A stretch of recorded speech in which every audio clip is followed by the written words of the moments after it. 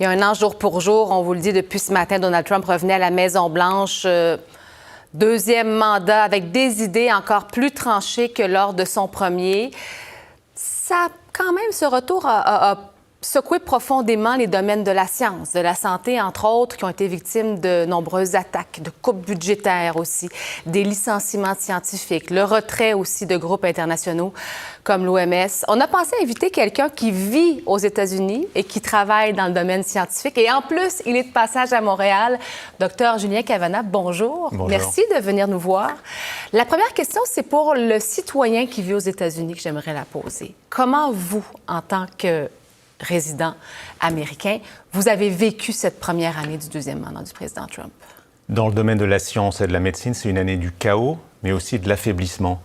C'est-à-dire qu'on s'est retrouvé dans une situation où le gouvernement américain, dans un pays où la science, la médecine font partie des points forts de l'attraction, de la réputation des États-Unis, sont devenus beaucoup plus affaiblis parce qu'ils sont moins bien financés, parce que beaucoup de scientifiques ont perdu leur emploi, mais aussi où les scientifiques sont accusés d'être des extrémistes de gauche, où les médecins sont accusés d'être corrompus par les laboratoires pharmaceutiques.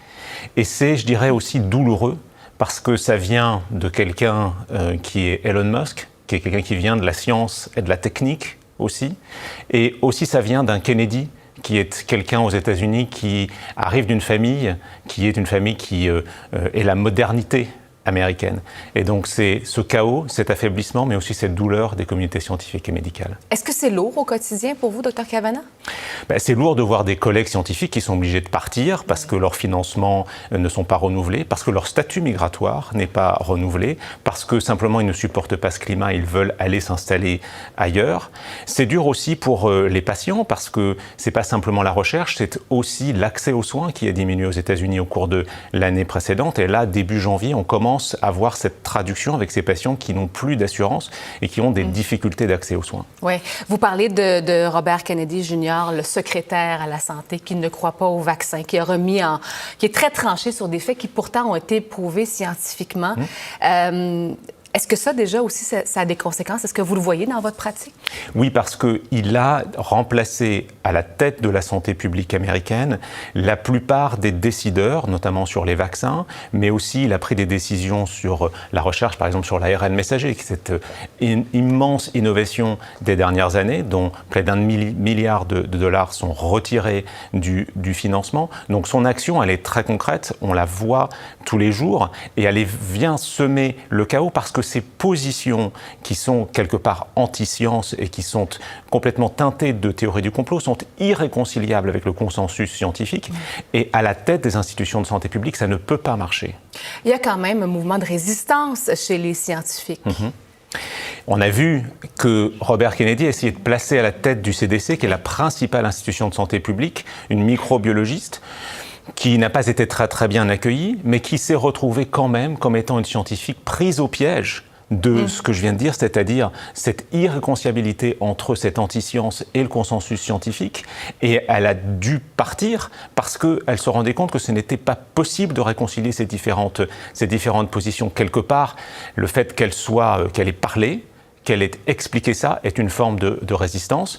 Et puis, au quotidien, on continue d'accueillir les patients. Et puis, il y a les sociétés scientifiques qui viennent se placer comme dernier recours du consensus scientifique. Mais pour le grand public, c'est très difficile d'avoir le CDC d'un côté, qui dit une chose sur les vaccins, et puis l'Académie américaine de pédiatrie, qui dit quelque chose de différent. Autre chose, absolument. Est-ce que vous avez songé peut-être à quitter les États-Unis? Oui, tout le monde y pense. C'est un peu la blague. Vous savez, les collègues célibataires regardent sur les sites de rencontres les Canadiens et les Européens, vous voyez. Ah, c'est donc, vrai? Oui, bien sûr. Donc il y a effectivement à ça, mais on a aussi envie de ne pas abandonner le navire. Et j'ai beaucoup aussi de collègues qui travaillent au CDC. Vous savez, on est sur le même campus à Atlanta avec l'Université Emory et le CDC, donc on se voit tout le temps.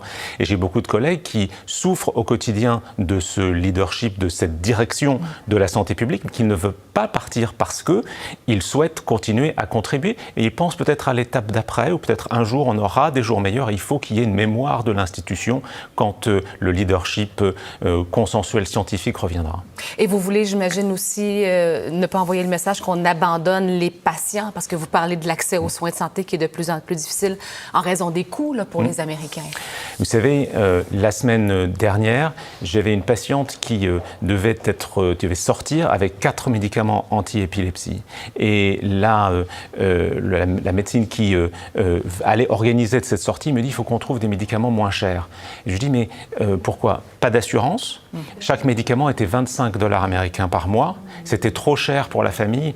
Il a fallu que j'aille chercher dans la liste des supermarchés Walmart la liste de médicaments qui est à 4 $ par mois, changer tout le traitement pour que ce traitement devienne abordable. Donc vous voyez, c'est ce type de contraintes cliniques auxquelles on fait face tous les jours pour que les patients puissent continuer à avoir accès aux soins. Mais vous voulez faire une différence? Là, on essaie de faire une différence pour que les patients aient au mieux du mieux ce qu'ils doivent recevoir, parce que c'est ce qu'on doit faire en termes d'humanité. Oui, puis avec le coût de la vie qui augmente sans cesse, même si c'était sa promesse électorale, c'est pas ce que vous voyez non plus autour de vous, ça je comprends. Docteur Julien Cavana, merci. Vous reviendrez nous voir, sinon on va se reparler bien sûr en direct des États-Unis. Merci infiniment. Avec plaisir. Au revoir.